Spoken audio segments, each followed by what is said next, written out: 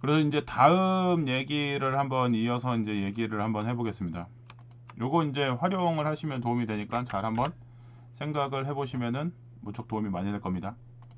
그리고 이제 이게 어찌됐든지 간에 내가 투자를 한다는 관점에서 생각을 해보면 내가 기준점이 있어야 되고 내가 생각하는 힘이 있어야 되는데 의존을 하게 되게 되면은 결국에는 계속 매수도 남의 의존을 한 거고 매도도 남의 의존을 하게 되면은 결국에는 이게 확신이 안 서니까 결국에 투자의 실패 확률이 높아요. 그러면 투자의 실패 확률을 줄이는 방법은 내가 정확하게 아는 거, 이게 제일 중요하겠죠. 내가 정확하게 알려고 노력을 해야 되는 거죠. 메모하고 안 본다.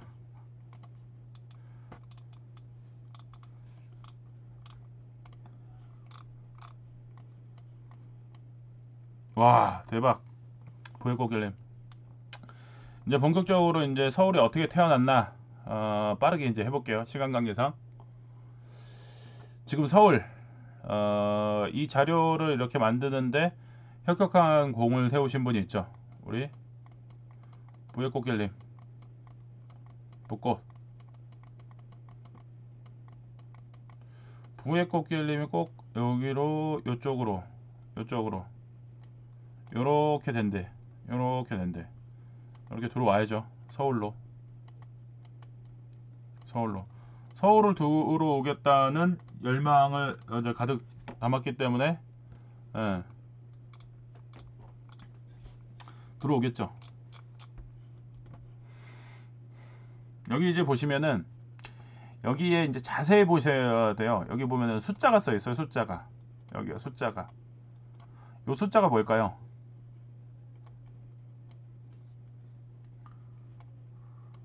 숫자가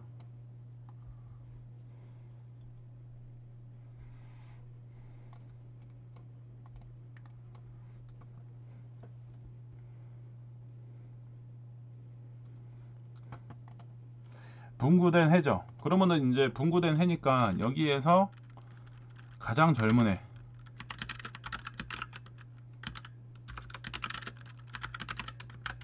가장 젊은 구는 어디죠?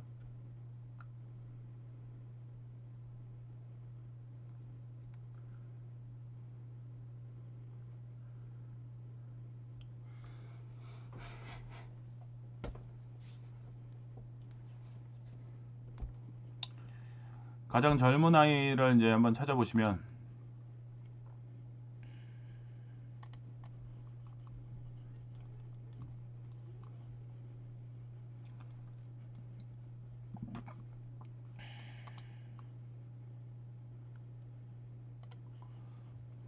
여기 보시면 금천구, 그 다음에 광진구, 그죠? 그 다음에 강북구. 광진구, 금천구, 강북구 신생도시죠. 그러면 이제 이 광진구는 어디서 파생을 했는가를 생각을 해볼 필요가 있어요. 광진구는 어디서 파생을 했는가? 광진구는 원래 이제 성동구 안에 포함되어 있다가 분구가 된 거죠. 강북구는 도봉구 안에 포함되어 있다가 빠져나온 거죠. 금천구는 구로구에 있다가 금천구로 찢어진 거죠. 이렇게 이제 바뀐 거예요. 그리고 나서 어떻게 돼요? 95년 이후로는 더 이상 분구를 하지 않습니다. 네, 맞습니다. 흰색. 그리고 요거 이제 테두리 친 아이들. 요 하나, 둘, 셋, 넷, 다, 일곱, 여덟. 요 아이들. 요 아이들이 이제 그거죠. 처음부터 그 이제 어느 정도 수도를 확정하고 나서부터 이렇게 돼 있던 거. 요거를 이제 상세하게 이제 구분을 좀 해봤는데 여기에서 이제 먼저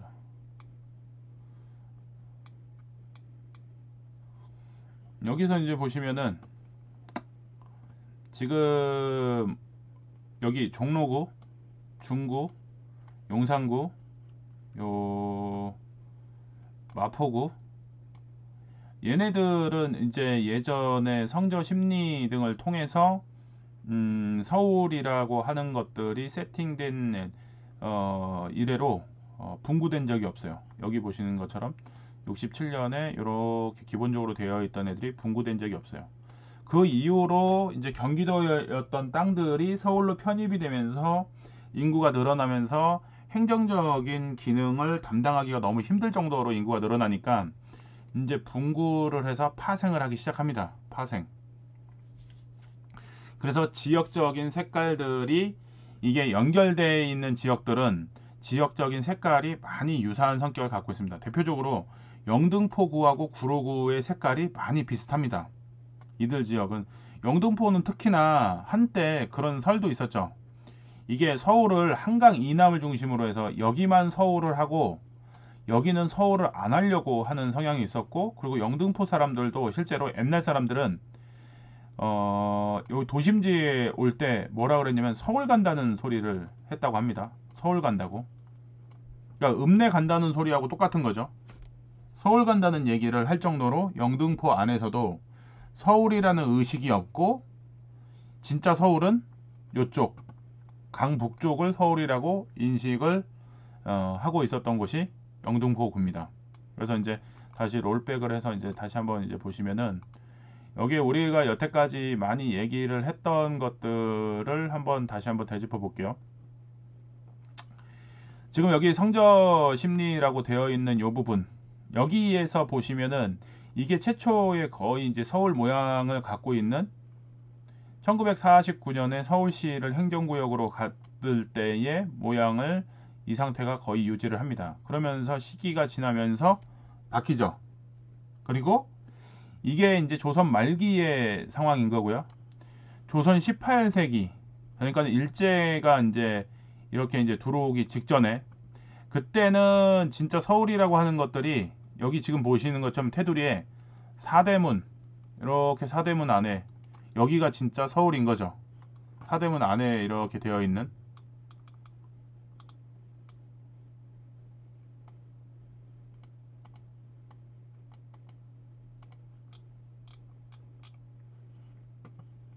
그래서 이제 요 테두리 안에 이렇게 이제 되어 있는 곳을 서울이라고 인지하고 있다가, 이게 이제 일제 시대에 들어오면서 이렇게 한성부를 기준으로 해서 이렇게 이제 관할을 해서 나뉘는 거죠.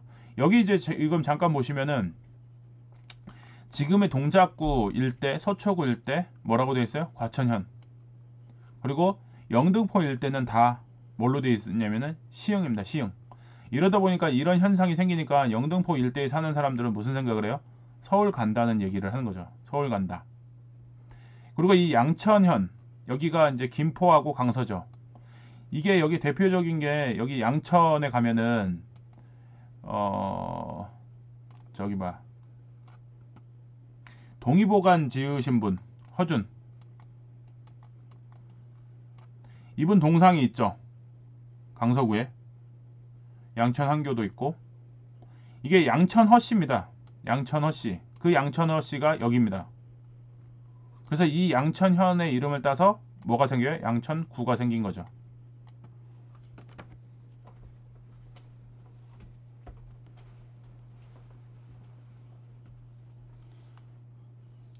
그래서 앞전에 이제 서울이 이제 그 일제시대로 넘어오기 전에 그 이렇게 사대문을 중심으로 이제 살았으니까, 올해 제가 이제 어제도 말씀을 드렸다시피 작년에는 이렇게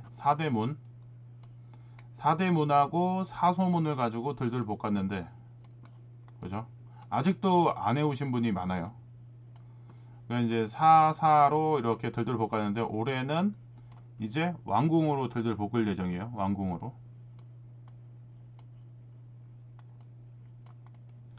지금 여기 보시면은 경복궁이 있고, 경복궁 동쪽에 있는 동궁이죠. 동궁. 창경궁과 창덕궁, 여기 종묘가 연결이 돼 있고, 그리고 요 서쪽 방면에는 경희궁, 그리고 여기 경운궁이라고 되어 있는데 우리가 알고 있는 이름은 덕수궁입니다. 그리고 이 덕수궁이란 이름으로 이제 쓰고 있는데, 이 덕수궁으로 이름이 또 바뀌죠. 그러면은 지금 경운궁이라고 쓰고 있는 데가 또 있긴 있습니다. 이제 메인궁 5개를 얘기했던 거고 사이드궁도 여러 개가 있어요. 경운궁. 지금 경운궁이라고 쓰고 있는 데가 이제는 없는데 요 이름을 따서 이렇게 여기에 경운궁이 이제 덕수궁으로 바뀌고 여기에 살던 사람이 고종입니다. 고종. 그럼 고종의 아버지는 누구? 고종의 아버지는 누구?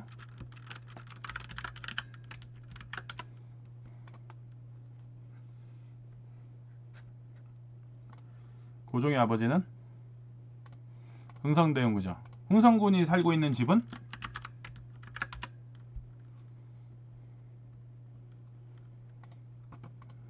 헐 순종 대박. 이미 흥성군이 나왔는데 흥성군의 집은 운영궁입니다. 왕도 아닌데 운영궁이라고 하죠. 그 정도로 권세가 있는 거죠. 그래서 이제 운영궁의 위치도 아시면 좋은데 우리 작년에 임장을 갔었습니다. 운영궁 앞에서 만났죠. 운영궁 앞에서. 그렇게 이제 사대문이 이렇게 되어 있는데 요 안에 지금 왕궁들이 다 배치가 돼 있어요. 배치가. 그렇게 하는데 이제 일제 시대를 지나면서 요렇게 이제 점점 이제 그 관리 경영이 바뀌죠. 그러면서 이제 관리 경역들이 이제 차츰차츰 바뀝니다. 그러다가 1949년 서울시 행정구역을 만들면서 서울 자유시를 만듭니다. 서울 자유시. 서울 자유시를 만들면서 자유시의 기본 세팅이 된 구들 여기 보시면 아까 전에 분구가 안 된 종로구, 중구, 용산, 여기 마포, 동대문 요런 자리들이 이제 주축을 이루고 여기에 성동구 그죠?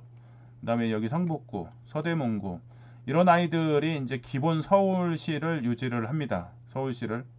여기 이제 특색적인 게 있는 게 이제 서울 자유시가 이렇게 형성이 되는데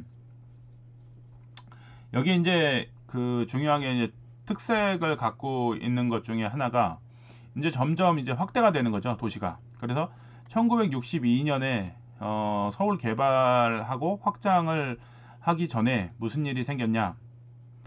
여기 보면은 대부분의 그 서울의 면적들이 큰 틀에서는 완성이 됩니다. 큰 틀에서 완성이. 그래서 이제 지금 여기 봐보시면은 큰 틀에 완성이 되면서 이 서울의 윤곽을 만들기 시작합니다. 62년에. 그런데 자치구는 인구가 그렇게 많지 않으니까는 요 강남 일대는 영등포구 그리고 요쪽 지금의 현재의 오리지널 강남이라고 얘기하는 요쪽은 성동구가 관할을 하게 되죠. 그리고 여기 동대문구 보이시죠? 뭐가 빠졌어요? 지금 중랑구가 안 보이죠? 그리고 여기 성북구 되어 있죠? 여기 성북구라고 되어 있는데 뭐가 안 보여요? 도봉구하고 노원구하고 강북구가 안 보이죠? 이게 무슨 소리예요? 다 파생이 됐다는 얘기죠. 그래서 이제 75년이 되면서 요 지역들에 대해서 조금씩 분할을 하기 시작합니다. 그래서 요 지점에 보면 영등포가 이제 도저히 인구가 폭발하니까 여기 관악구를 신설을 하는 상태로 변하고 여기 성북구도 여기 잘 보시면은 얘가 개의 원조입니다. 강아지 모양이 원조. 댕댕이의 원조. 여기 성북구 강아지 모양이죠. 얘가 도봉구를 낳습니다.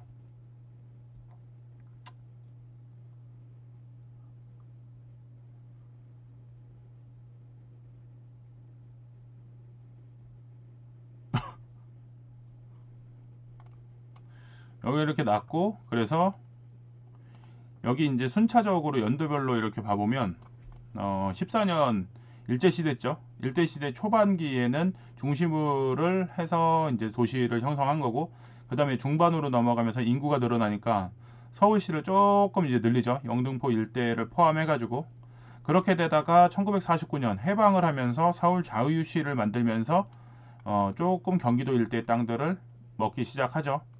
그리고 나서 이제 63년이 되니까 서울의 틀을 지금 현재 모습으로 틀을 갖추기 시작을 합니다. 그래서 이렇게 지금 현재 모습하고 가장 유사하게 바뀐 모양으로 바뀌었죠. 그래서 이제 이렇게 연도별로 이제 봐보면은 67년에는 이 분구된 적 없는 요 구를 중심으로 해가지고 서울이 완성이 돼 있었고 그래서 73년에는 보면은 이렇게 이제 영등포구가 관악구를 낳고 성북구가 도봉구를 낳고 아까 전에 여기 보셨죠? 이렇게 도봉구를 낳고 관악구를 낳고 이따가 물어볼 겁니다. 그리고 이제 75년에 성동구가 강남을 찢죠. 근데 여기서 중요한 게 뭐냐? 강남 땅이 원래 원적이 어디냐? 중요합니다. 원적. 강남 땅의 원적은 어딜까요?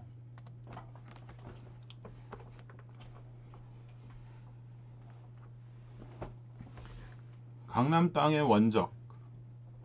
성동구가 관할을 하고 있지만 그렇죠. 경기도 광주죠. 광주 땅을 입양합니다. 경기도 광주 땅을 성동구에 입양을 보내죠.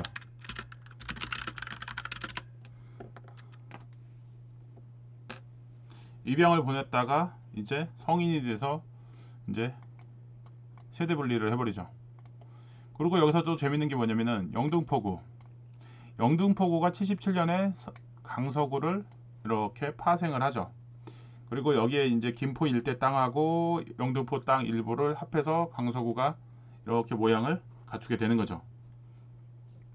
그리고 79년에 강남구가 강동구를 낳게 됩니다. 이게 사람들이 여기서 착각을 해요. 강남구가 에서 송파를 파생했다고 생각을 하는데 송파는 아닙니다. 강동을 파생을 하고 강동이 여기 보시면은 강동구가 송파구를 낳습니다. 여기 이 88년이 중요해요. 88년 1월 1일 날 인구가 88 올림픽을 정점으로 인구가 급격하게 폭발을 하면서 사람들의 도심에서 사는 거를 분산 정책을 하죠. 그리고 청계천 일대에 가난한 사람들이 너무 많이 사니까 서울이 미관이 지저분하니까 미관 정비를 하는 차원에서 서울 내에 신도시를 만듭니다. 서울의 신도시. 네, 요거 지난번에 우리 VM님이랑 한번 했죠. 요 이제 뒤에 가서 이제 자세히도 이제 나오는데, 그래서 이렇게 이 파생을 하기 시작하면서 여기서 강동구가 송파구를 낳고 동대문이 중랑을 낳고 강남구가 서초를, 강서구가 양천구를, 도봉구가 노원구를, 여기 다 공통적으로 봐보시면은 이게 무슨 역할을 해요? 배드타운입니다. 배드타운 역할을 하기 위해서 이렇게 나눴는데 가장 중요한 게 뭐냐면은 서울의 도심의 인구를 이주시키는데 누구는 송파를 가고 누구는 노원구를 가고 완전 이건 인생 달라지는 거죠. 노원구 간 사람과 송파구 간 사람과 땅값이 완전 달라지는 거죠. 우리 한때 그런 얘기 많이 했었잖아요. 우리 할아버지는 왜 강남에 안 살았을까? 그렇죠. 요때 88년도에 우리 아버지는 왜 송파를 안 가고 노원을 왔을까? 노원 땅이나 송파 땅이나 차이가 없는데 송파구를 갔었으면 대박이 터질 건데 노원을 갔죠. 노원을 갔더니 노원 부심만 생기는 거죠. 노원 부심만. 근데 또 웃긴 게 뭐냐면은 노원 사람들이 언제든지 떠날 거라는 생각을 하고 있어서 또한 노원에 대해서도 그렇게 애착이 있는 것도 아니에요. 이제 으쌰님은 이제 역행자죠. 역행자. 그리고 이제 마지막에 95년이 이제 피크에 달합니다. 피크에. 아까 전에 보셨던 것처럼 1995년 요때가 IMF 전에 최대 호황을 누립니다. 최대 호황을 누리면서 인구가 정말 폭발합니다. 인구 폭발. 이게 IMF가 오기 직전이죠. IMF가 오기 직전. 서울로 다 모입니다. 서울로 다 모이면서 인구가 폭발하니까 행정력이 많이 부족하게 되면서 성동구가 광진구를, 구로구가 금천구를, 도봉구가 강북구를, 그러다 보니까 요 두 개 지역들이 경계 지역도 모호한 부분도 있지만 색깔이 많이 비슷합니다. 성동구 같은 경우에 보면은 성수동하고 건대하고야 둘이가 밀접도가 되게 높아요. 근데 구는 다릅니다. 근데 알고 봤더니 광진구, 건대 쪽은 광진구인데 색깔이 성동구 색깔이랑 많이 유사한 부분이 있죠. 구로구하고 금천구 아직도 구분 못 하시는 분들 많아요. 금천구인데도 불구하고 거기 구로 아니야? 라고 하시는 분들이 아직도 많아요. 여기는. 그만큼 관심들이 없는 지역 중에 하나죠. 여기 도봉구도 마찬가지예요. 강북구에 가서 보면은 빌라가 95년에 지어졌냐 안 지어졌냐를 이제 보시면 알아요. 주소에 뭐라고 되어 있냐면 빌라의 이름에 도봉구 수유동, 도봉구 수유동이라고 써 있어요. 그러면 이 빌라는 언제 지은 거예요? 도봉구 수유동이라고 써 있으면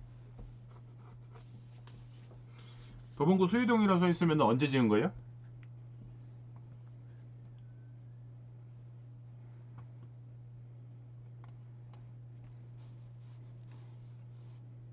그렇죠. 옛날에 95년이죠. 95년.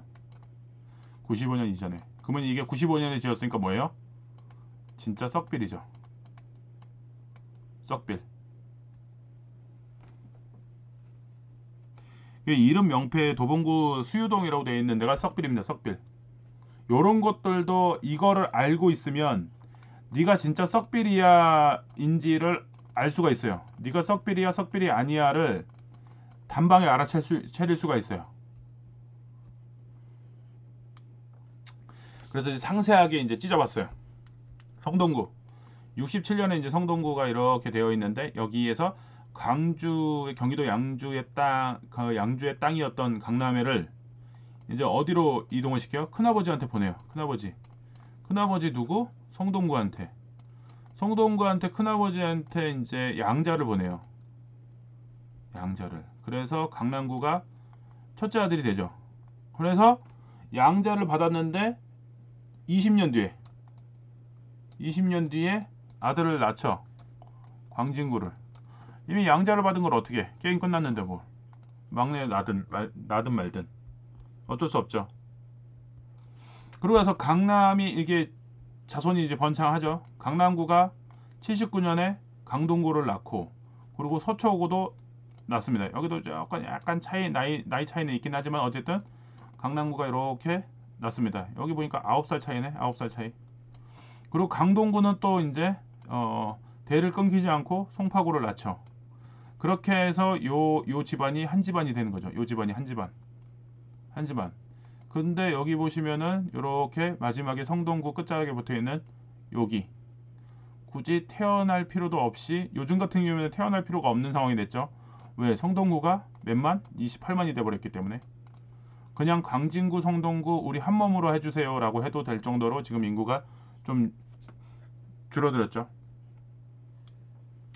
그렇죠. 삼촌이랑 조카랑 동갑 이런 사태가 벌어지는 거죠. 이런 일들이 많죠. 그 정정 회장의 그 저기잖아요. 그 막내 동생이랑 정정 회장의 첫째 아들이 나이가 더 많죠. 영등포로 이제 볼게요. 영등포를 보시면 1967년에 여기는 또 이제 자식들이 많죠. 관악구 79년, 73년, 광서구에 77년, 구로구 80년. 여기는 그래도 나이 차이가 얼마 안 나요. 그러니까 나이 차이가 얼마 안 난다는 얘기는 무슨 얘기가 돼요?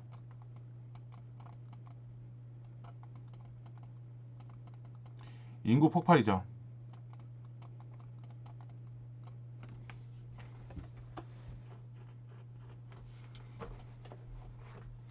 인구 부자죠. 인구 부자.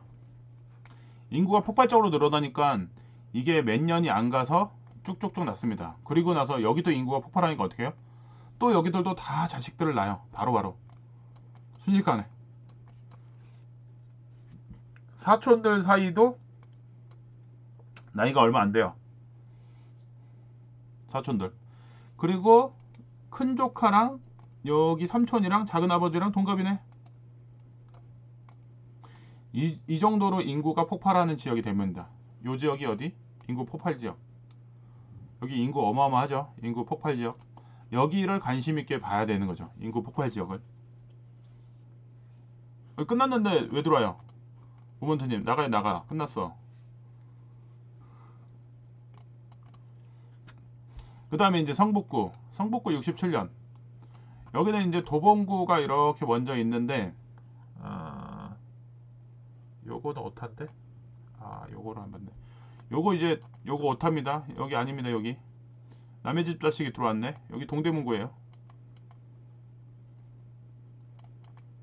동대문구에서 파생을 합니다. 여기 이렇게 여기 한 집안이에요. 색깔은 이렇게 칠해 놓고서는 여기 중랑구를 이렇게 됐네. 여기 에러입니다. 에러. 이렇게 도봉구가 노원구와 강북구를 낳게 되죠. 그리고 나서 여기 동대문구는 중랑구를 이렇게 한 집안, 이렇게 한 집안, 이렇게. 그래서 색깔이 여기가 많이 비슷합니다. 그래서 이 중에서 지금 성북구가 종로구하고 중구 일대에 가깝기 때문에 투자 가치는 여기가 제일 높죠. 북쪽으로 가시면 안 됩니다. 여기 이런 데로 가시면 안 돼요. 이런 데는 거주하는 게 아니라 뭐 하는 거다? 투자를 하는데 칩바를 해야 됩니다. 칩바가 모르시면 저도 모르겠어요. 칩바를 하셔야 되는 지역입니다. 여기 이거 뒤바뀌었다. 와, 이게 이렇게인데.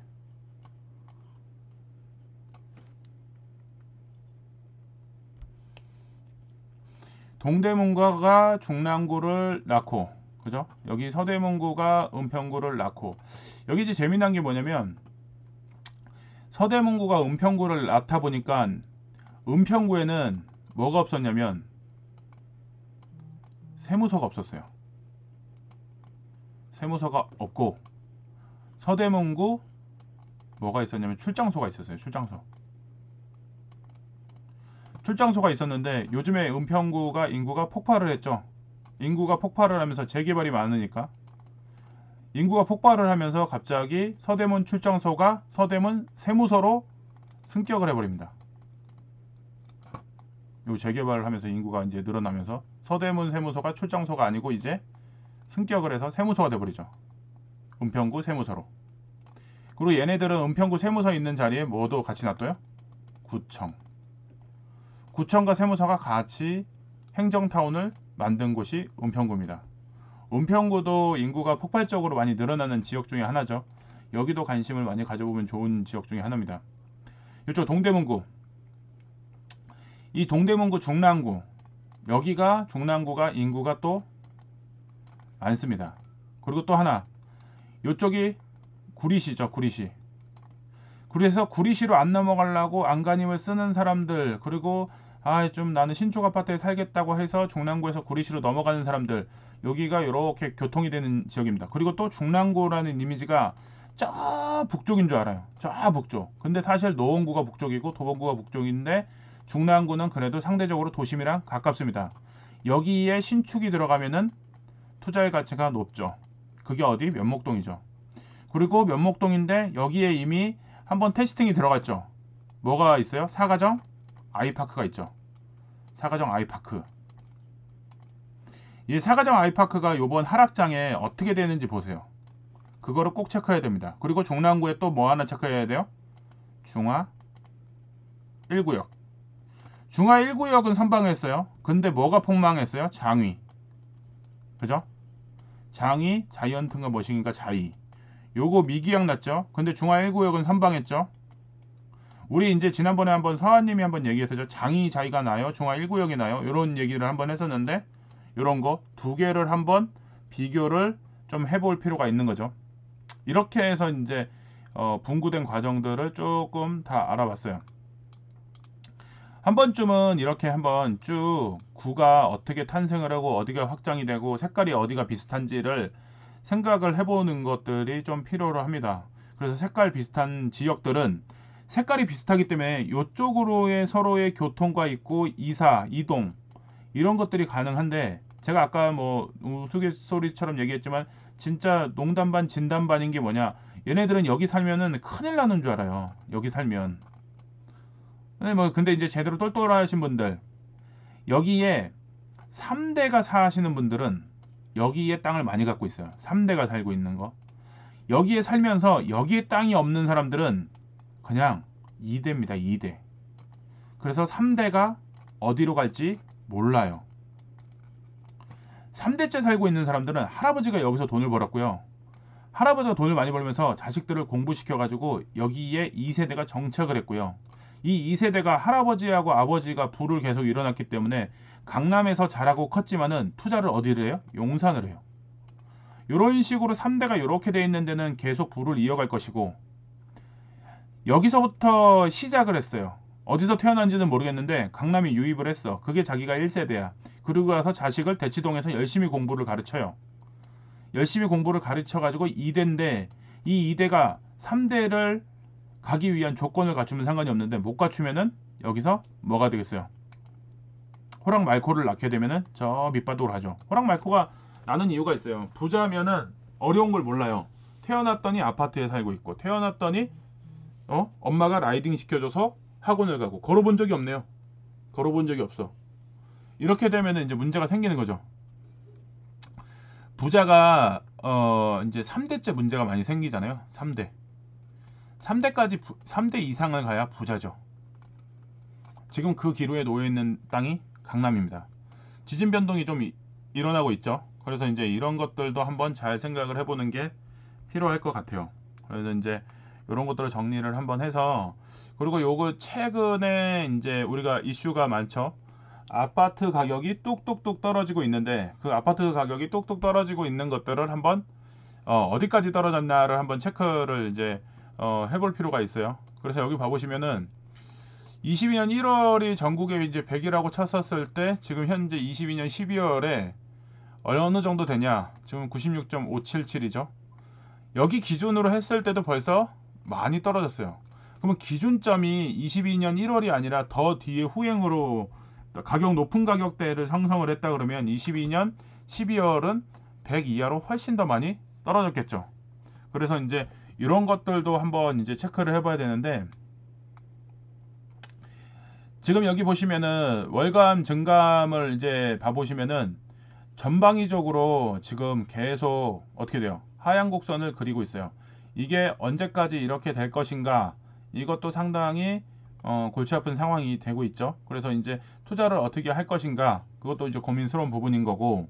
그리고 이제 전망 지수를 이제 여기 봐보시면은 전망 지수 앞으로 향후에 상승을 할 건지 말 건지에 대해서 나오는데 지금 100을 기준으로 했었을 때 21년 9월에는 120이 선상에 있었죠. 상승을 구간 21년 9월까지만 해도 막 이제 불태웠잖아요. 계속 상승한다고. 그래서 여기 120까지 올라갔는데 이제 끝까지 간 거예요. 더 이상 이제 올라갈 데가 없어요. 그래프가 꺾였어요. 꺾였어. 배가 뒤집어지듯이 이렇게 올라가다가 정도 것이지 이렇게 올라가는 게 아니라 이렇게까지 가버렸어요. 배가 뒤집어지는 형상이 돼버린 거죠. 뒤집어졌죠. 그러면서 어떻게 돼요? 쭉 100 이하로 빠지기 시작합니다. 이제 21년 12월 넘어서 1월이 되면서 빠지기 시작해서 100 이하로 빠지죠. 계속 하락폭을 키우다가 22년 12월이 되니까는 전망지수가 어디까지 내려가요? 60에서 50까지 내려가요. 지금 쭉 빠지고 있습니다. 여기서 중요한 게 뭐냐면 빠지는 게 중요한 게 아니라 버티는 데가 어디 있는지, 버티는 지역, 그 버티는 지역이 어딘지를 한번 좀 생각을 해볼 필요가 있죠. 버티는 지역을 한번 찾아서 요거에 대해서도 한번 고민을 해볼 필요가 있는 시점이 지금입니다. 그리고 버티는 지역들을 한번 찾아보고 아까 저 위에 있는 것처럼 인구가 변화가 있는 지역들 그리고 지금 이게 매가가 떨어지지 않고 버티는 지역들 이런 지역들을 한번 찾아볼 필요가 있죠. 그리고 이제 정권별로 주택 매매 시장의 소비 심리 지수를 한번 체크를 해봤는데 이명박 정부 때, 박근혜 정부 때 이때 사고 싶다는 생각이 안 드는 거예요. 이때가 언제예요? 2013년. 요 구간에 사람들이 사고 싶다는 의욕이 확 꺾여 버렸습니다. 모두 다 꺾여 버렸어요.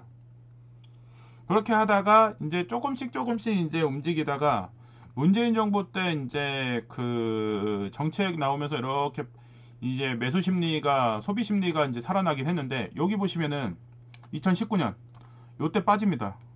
요때 무슨 일이 생겼냐면은 요때가 이제 박원순 시장이 용산 여의도 개발을 한다고 했다가 요걸 바가지로 먹고 그거 없었던 일이라고 얘기를 하면서 요 구간에 한번 주춤하는 상황이 된 거죠. 주춤. 그래서 이제 요런 상황이 됐다가 다시 이제 매수 심리가 타오르죠. 그러다가 문재인 정부 후반이 되면서 분위기는 안 좋아지는데 정점으로 치닫고 있는데 여기 보이죠? 정점으로 치닫고 있는데도 불구하고 제가 21년 여름에 얘기를 했습니다. 이제는 좀 팔아라. 매도를 해라. 지금이 매도하기 좋은 때다. 마지막 타임이다. 라고 했지만은 저한테 와서 끝까지 상승을 할 건데 너는 왜 하락한다 그러냐 라고 얘기하신 분이 있었죠. 그분은 안 팔으셨을 거예요. 그죠? 안 팔아가지고 지금 눈물을 흘리고 계실 겁니다. 이렇게 결과값으로 이제 봐서 얘기를 하는 거지만 저는 결과값 갖고 얘기한 게 아니라 이미 파동의 흐름을 보면서 이게 아니다 싶을 때 얘기를 했어요. 다시 올라갈 타이밍이 아니죠. 더 밑으로 내려가야죠. 더 쭉 과하게 올랐으니까. 모먼트님 사지 말라고 했는데 샀죠. 계속 더 올라갈 거라고 제가 사지 말라고 했는데,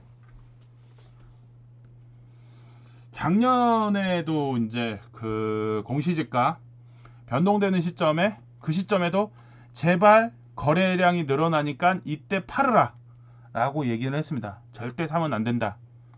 올해도 마찬가지입니다. 3월에서 5월 31일 사이에 반드시 매도하셔야 됩니다. 반드시 이때 매도하지 않으면 정말 눈물이 펑펑 쏟아지고 내 손을 몇 번을 칠 겁니다. 이거를 왜 안 팔았을까? 그래서 이제 요것도 잘 이제 고민을 해보시고, 정권별로 이제 이슈 사항들을 한번 점검을 해봤어요. 여기 이제 색깔로 이제 구분을 이렇게 했는데, 여기 보시면 녹색은 대출 규제 관련해서 얘기를 한 거고, 파란색은 지금 여기 보시면은 세금이에요. 세금 관련해서 얘기를 이제 이렇게 정리를 이제 해본 겁니다. 그래서 이제 이렇게 요것만 보셔도 지금 여기 보세요. 김대중 정부 때부터 지금 윤석열 정부까지 최근까지를 다 이렇게 반영을 한 겁니다. 비밀 안 알려줘. 그래서 이제 이렇게 돼서 요런 차트에서 우리가 이제 포인트를 한번 이제 봐볼게요. 우리가 이제 앞으로 투자를 해야 되잖아요. 투자를 해야 되는 시점을 봤었을 때 이제 노무현 정부 때 상승기였었잖아요. 최고 상승기. 여기 보시면은 07년 1월 31일 투기 과열 지역 3호 초과시 DTI 40%, 돈을 아예 주지를 않겠다는 얘기예요. 아무도 사지 마라. 최고점에 이르는 거죠. 최고점에. 그리고 나서 이게 쭉 빠집니다. 여기 한번 보이시죠? 일시적으로 반등을 합니다. 일시적으로 반등을 하는 거에 사람들이 또 환호성을 지르면서 들어오죠. 지금 이 시기입니다. 3월부터 5월까지 이렇게 들어왔다 어떻게 해요? 다시 곤두박질 치죠. 다시 곤두박질 칩니다. 그러면 여기 곤두박질, 여기 최고점에서 한번 상승했다가 곤두박질 쳐서 다시 올라오는 요 구간까지, 여기를 봐보면 2010년, 그 다음에 여기 최고점에 이르렀을 때 여기에 보면 2010년이고 여기에 2007년, 이건 3년 이상 간 겁니다. 3년 이상. 그리고 나서 어떻게 됩니까? 매수 심리 자체가 저점에서 횡보를 하죠. 저점에서 횡보하는 구간이 어느까지? 2015년까지 5년이 소요됩니다. 5년. 여기 3년 소요되고,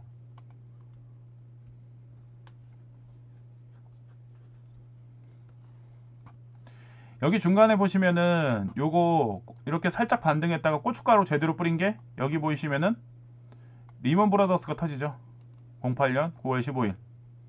그리고 나서 08년 11월 3일날 강남 상구를 이외를 제외하고 투기 지역을 해제를 합니다. 강남 상구를 제외하고 지금하고 똑같은 상황이 됐죠. 제가 이 얘기하면서 구간이 비슷하다라고 제가 말씀을 드리고 있어요. 구간이 비슷하다. 22년이 08년이고요. 21년이 07년입니다. 그래서 이 구간이 변동 구간이 이렇게 생기는데 중간중간마다 파동이 생기고, 여기 보면 이제 여기 2013년 구간 완전 바닥을 찍죠. 정점을 찍습니다. 2013년 구간. 이렇게 되면서 다시 이제 조금씩 이제 상승을 하는 거죠. 그래서 사람들이 제일 많이 들어오는 시점 2015년, 2017년, 요 2015년과 2017년의 강남, 거래량 보세요. 아까 누가 올렸죠? 2015년과 2017년의 거래량 보시면 거래량이 터집니다. 거래량이. 이 거래량이 터졌을 때 이미 여기에 강남 3구를 제외하고 강남 3구를 제외하고 투기 지역을 해제를 했었는데, 이제 그 후에 강남도 투기 지역을 해제를 이제 논의를 이제 계속 하죠. 강남만 왜 그렇게 하냐? 그러면서 이제 여기 지금 봐보시면은 2015년부터 2017년 요 구간에 지금 변동폭이 많이 생기는 거죠. 여기에 강남 거래량이 늘어나기 시작합니다. 그리고 2015년에 이 사신 분들이 어떻게 해요? 2019년에서 20년 사이에 다 매도를 칩니다. 갭 투자도 들어가셨을 거고요. 매수 이제 실거주하러 들어가셨을 수도 있고요. 그러면서 여기에서 강남 인구랑 같이 한번 연결해서 생각을 해보면 좋죠. 그리고 나서 어떻게 돼요? 2017년 파리 부동산 대책이 이제 나오는 거죠. 2017년에 여기 파리 부동산 대책 서울 전 지역을 깔끔하게 묶어버립니다. 여기에. 그러면서 여기에 유동성 장세까지 풀리니까는 극단으로 이제 치닫죠. 그리고 한번 꺼집니다. 이게 아까 전에 19년의 일이죠. 한번 꺼졌다가 다시 한번 반등을 주죠. 꺼졌다가 반등을 줄 때 매도를 해야 되는데도 불구하고 매도를 안 하고 이때 무슨 일이 벌어져요?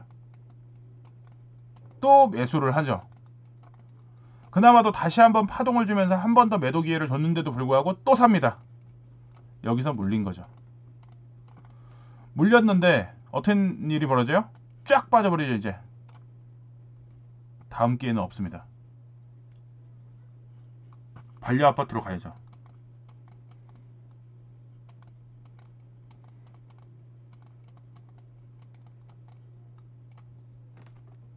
반려 아파트로 가는 겁니다.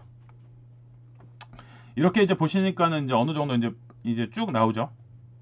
그래서 이제 이러한 것들을 한번 잘 생각을 해보시면서 매매 전망 지수도 지금 이렇게 빠져 있는데, 이게 빠진 게 끝이 아니라 또 일시적으로 반등을 줬다가 어떻게 해요? 더 밑으로 빠질 수도 있다는 거에 대해서도 한번은 고민을 해볼 필요가 있습니다. 그래서 이제 이런 부분들도 한번 생각을 해보시고, 가장 중요한 게 뭐냐면은 여기서 지금 요 구간에서의 가장 재밌는 게 뭐냐면, 노무현 정부 때 금리가 올랐는데 집값이 계속 올랐다. 그래서 이 근거를 가지고 여기 금리 올라도 집값은 안 떨어질 것이다 라고 멍멍이 같은 소리를 하신 분들이 있는데, 댕댕이 같은 소리를 하신 분들이 있는데, 여기에는 나라가 성장을 하고 있었어요. 성장률이 5%대입니다. 그런데 요번에 성장률은 뭐가 돼요? 1.6%대입니다. 그리고 금리는 현재 오늘 또 올랐죠? 0.25가. 그래서 3.5가 됐습니다. 제가 고경자님하고도 그 얘기를 뭐 이렇게 했었는데, 저는 요번에 1월 달에도 무조건 오른다라고 얘기를 했어요. 오를 수밖에 없어요. 미국하고 격차가 벌어지면 안 되기 때문에. 결국에는 3.5로 올해 스타트를 끊었습니다. 이거 기준으로 하면은 이제 어쨌든지 간에 주담대가 8%대, 뭐 적은 사람은 6에서부터 8% 구간의 주담대가 놓여 있는데, 이게 간단하게 해결될 일은 아닙니다. 그래서 이제 요거를 버틸 수 있는 사람이 있느냐 없느냐. 요번에 특례 대출 나왔는데 특례 대출도 소용없어요. 제가 봤을 때는 그것도 일시적으로 특례 대출이 나중에 훗날 지나가면은 여기 보시는 것처럼 녹색의 한 구역을 차지할 겁니다. 특례 대출이 나왔다고. 그리고 특례 대출이 나왔다고 얘기를 하면서 반등을 줬다가 다시 한번 또 미끄러지는 거죠. 특례 대출 나와봐도 소용이 없죠. 특례 대출 나와도. 여기에 보시면은 여기 비투기 지역 60%, DTI 60% 적용을 해줬어요. 뭐 이렇게 해서 일시적인 반등이 오지만은 심리 회복은 안 되고 다시 꼬꾸라집니다. 이런 것들을 다시 한번 잘 새겨보시면은 도움이 될 것 같아요. 그래서 지금 오늘 아까 전에 이제 투표를 했어요. 투표 안 하신 분, 요거에 대해서 투표를 했는데,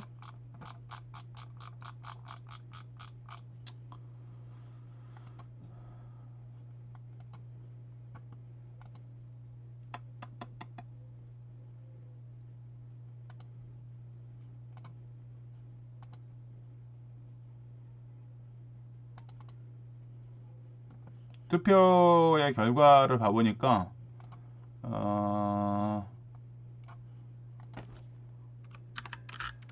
이렇게 됐습니다. 내 코가 석자다. 숨을 꼴딱꼴딱 쉬고 있다. 16명. 흐름과 타이밍을 보다가 기회를 덥석 잡을 것이다 라고 하신 분이 4분. 이렇게 되어 있습니다. 그래서 이제 요런 것들을 이제 한번 봤었을 때는 지금 탕야탕야 할 수 있는 사람이 없네요. 근데 여기 흐름과 타이밍을 잡겠다고 하시는 분이 4분이나 있죠. 이분들이 결국에는 요번에 실행을 하시면 잡습니다. 그래서 이분들이 꼭 잡았으면 좋겠다는 생각이 들면서 일단은 1부를 마치도록 할게요. 잠깐 5분 쉬었다가 이제 부의꽃길님이 2탄을 하도록 하겠습니다. 누군지는 보이세요? 찾아보세요. 여기 보면 보입니다. 그래서 2부에서 다시 연속해서 시작을 하겠습니다.